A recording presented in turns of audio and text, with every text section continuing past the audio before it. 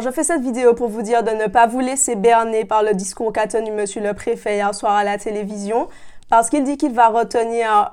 des propositions venant de la population. Or, le 14 avril 2018, il y avait une centaine de manifestants dans les rues et il a reçu des présidents et des présidentes d'associations à la préfecture qui ont remis une liste de 50 revendications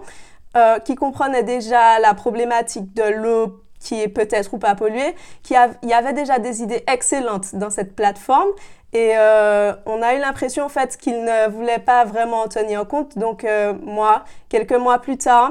le 9 juillet 2018, je me suis retrouvée au Palais de l'Élysée et j'ai eu l'occasion de discuter avec Monsieur Stanislas Cazel, donc qui est conseiller outre-mer de Monsieur Macron, et je lui ai expliqué que depuis des années, en fait, en Martinique, on a l'impression que justement,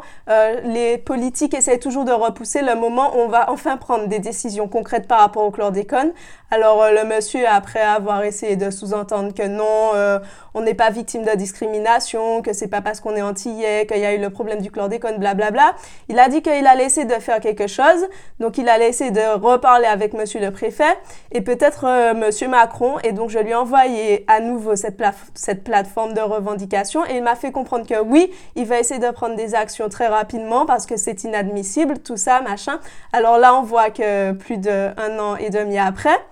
donc de décembre 2019, qu'est-ce qui a été fait jusqu'à présent? Rien du tout. Donc quand Monsieur Franck Robine vient à la télé pour dire qu'il va écouter le peuple, ce n'est pas vrai, c'est du blabla. Ça veut juste dire fermez votre gueule, vous me faites chier. Je suis pas là pour défendre vos intérêts en fait. Donc moi, je pense qu'il faut vraiment qu'on continue à mener des actions parce que c'est que comme ça que